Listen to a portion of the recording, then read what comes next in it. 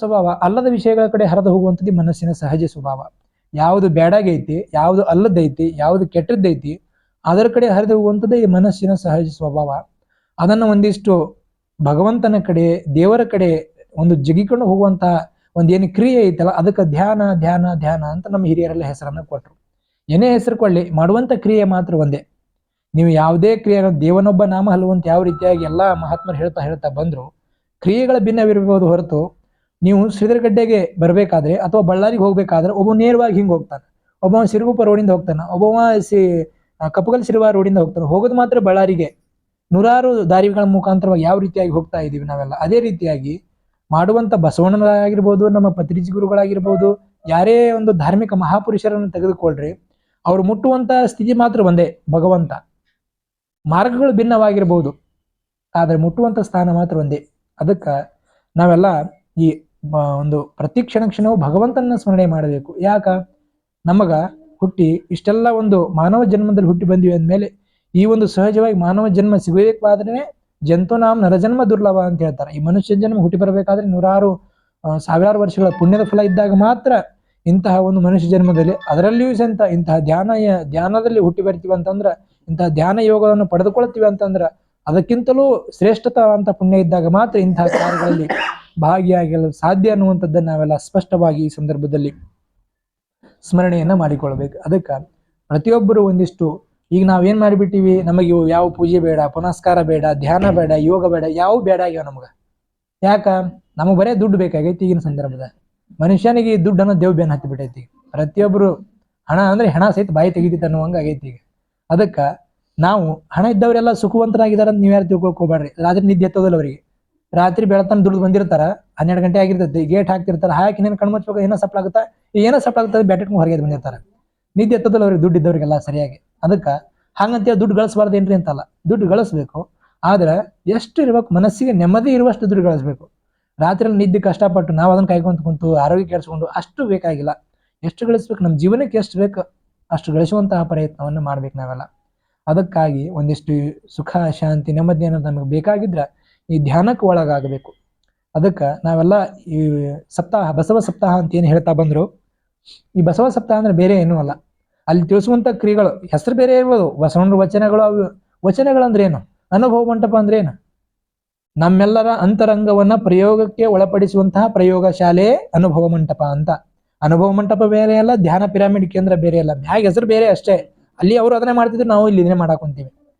ನಾವು ಯಾವುದೇ ಕ್ರಿಯೆಗಳನ್ನು ಮಾಡಿದ್ರು ಸಹಿತ ಮೂಲ ಸೂತ್ರಗಳು ಒಂದೇ ಇರ್ತಾವೆ, ಮ್ಯಾಲೆ ಹೆಸರು ಬೇರೆ ಇಟ್ಟಿರ್ತೀವಿ ನಾವು ಅಷ್ಟೇ.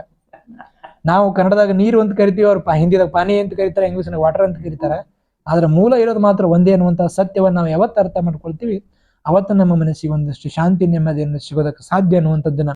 ಒಟ್ಟಾರೆ ಈ ಧ್ಯಾನ ಅಂತಂದ್ರೆ ಮನಸ್ಸಿಗೆ ನೆಮ್ಮದಿಯನ್ನು ಕೊಡುವಂಥದ್ದು ಅಂತ. ಇವತ್ತು ನಮಗೆ ಯಾವುದಕ್ಕೂ ಕೊರತೆ ಇಲ್ಲ. ನಮ್ಮ ಒಂದು ಈ ತಂತ್ರಜ್ಞಾನದ ಯುಗದಲ್ಲಿ ಇಂತಹ ಪಟ್ಟಣದಲ್ಲಿ ವಾಸ ಮಾಡುವಂತ ನಾವು ಯಾವುದಕ್ಕೂ ಕೊರತೆ ಇಲ್ಲ. ಆದ್ರೆ ಮನಸ್ಸಿಗೆ ಒಂದಿಷ್ಟು ನೆಮ್ಮದಿ ಅನ್ನೋದು ಸಿಗ್ತಾ ಇಲ್ಲ, ಶಾಂತಿ ಅನ್ನೋದು ಸಿಗ್ತಾ ಇಲ್ಲ. ಇವತ್ತು ನಮ್ಮ ಮನೆಯಲ್ಲೆಲ್ಲ ದೊಡ್ಡ ದೊಡ್ಡ ಸೋಫಾ ಸೆಟ್ ಅದಾವ, ಫ್ರಿಜ್ ಸೆಟ್ ಅದಾವ, ಲಕ್ಷ ಗಟ್ಟಲೆ ಇರುವಂತ ದೊಡ್ಡ ದೊಡ್ಡ ಆಂಡ್ರಾಯ್ಡ್ ಫೋನ್ ಸೆಟ್ ಅದಾವ, ಎಲ್ಲ ಸೆಟ್ ಅದಾವ. ಆದ್ರೆ ಮೈಂಡ್ ಮಾತ್ರ ಅಪ್ಸೆಟ್ ಆಗೈತಿ. ಅದಕ್ಕೆ ಅಪ್ಸೆಟ್ ಆಗಿ ಹೋಗಿರುವಂತ ಮೈಂಡ್ ಅನ್ನ, ಮನಸ್ಸನ್ನ ಒಂದಿಟ್ಟು ಸೆಟ್ ಮಾಡ್ಬೇಕಾಗಿದ್ರೆ ಇಂತಹ ಪಿರಮಿಡ್ ಕೇಂದ್ರಕ್ಕೆ ಬಂದು ಇಂತಹ ಪುಣ್ಯಾತ್ಮರ ಕಾರ್ಯಕ್ರಮಗಳಲ್ಲಿ ಭಾಗಿಯಾದಾಗ ನಮ್ಮ ಮೈಂಡ್ ಒಂದಿಟ್ಟು ಮನಸ್ಸು ಸೆಟ್ ಆಗಲು ಸಾಧ್ಯ ಅನ್ನುವಂಥದ್ದನ್ನ ನಾವೆಲ್ಲ ತಿಳ್ಕೊಂಡು ಇಂತಹ ಒಂದು ಕ್ರಿಯೆಗೆ ನಾವೆಲ್ಲ ಒಳಗಾಗೋಣ. ಈ ಬಸವ ಸಪ್ತಾಹ ಕಾರ್ಯಕ್ರಮ ಅಂತಂದ್ರೆ ಬೇರೆ ಏನೂ ಅಲ್ಲ, ನಮ್ಮನ್ನ ಒಂದು ಮಾರ್ಗದಲ್ಲಿ ಹಚ್ಚುವಂತ ಒಂದು ಪ್ರಕ್ರಿಯೆ. ನಮ್ದು ಒಂದು ಸನ್ಮಾರ್ಗದಲ್ಲಿ ನಡೆಸುವಂತ ಇದೊಂದು ಪ್ರಕ್ರಿಯೆ ಅಷ್ಟೇ, ಬೇರೆ ಏನೂ ಅಲ್ಲ. ನಮ್ಮನ್ನ ಯಾವ ರೀತಿಯಾಗಿ ಜೀವನದಲ್ಲಿ, ಸಂಸಾರಿಕ ಕುಟುಂಬ ಅಂದ್ರೆ ಪ್ರತಿಯೊಬ್ಬರ ಜೀವನದಲ್ಲಿ ಜಂಜಾಟಗಳಲ್ಲಿ ಇರ್ತಾವೆ. ಈಗ ನೀವು ಎಲ್ಲರೂ ಆರಾಮದಿರಿ ಅಂತ ಕೇಳಿದ್ರೆ ಎಲ್ಲರೂ ಆರಾಮದಿರಿ ಅಜ್ಜರ ಅಂತ ಹೇಳ್ತೀರಿ. ಒಬ್ಬೊಬ್ಬನ ಸೈಡ್ ಕೇಳಿದ್ರೆ ನನ್ನ ಕಾಲ್ ನೋವ್ರಿ, ಕೈ ನೋವ್ರಿ, ಸೊಂಟ ನೋವ್ರಿ, ಆ ನೋವ್ರಿ, ಈ ನೋವ್ರಿ ಅಂತೀರಿ. ಹಂಗ ಅದಕ್ಕೆ ಪ್ರತಿಯೊಬ್ಬರಿಗೆ ಇದ್ದೇ ಇರ್ತಾವ.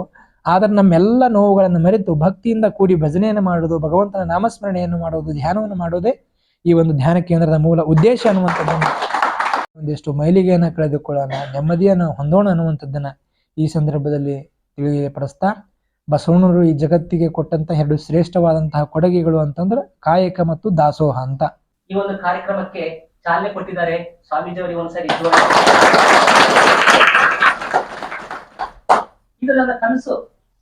1 ವರ್ಷದ ಹಿಂದಿನಿಂದ ನಾವು ಕನಸಿತ್ತು, ಇವತ್ತು ನನಸಾಗಿದೆ.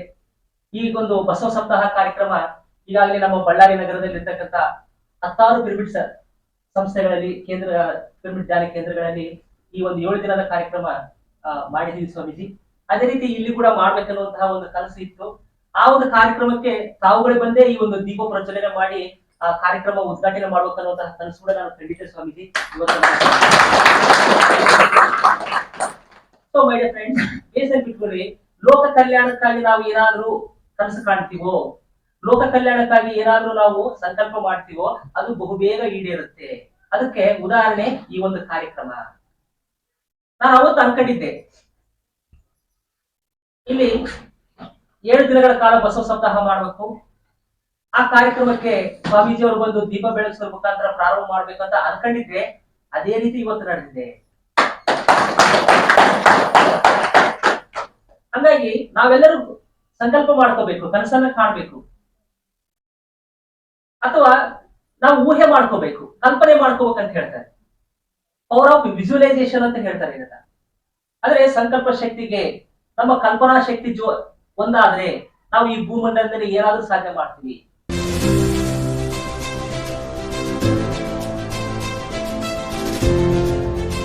ಇದು ಸೂರ್ಯ ನ್ಯೂಸ್ ಕನ್ನಡ.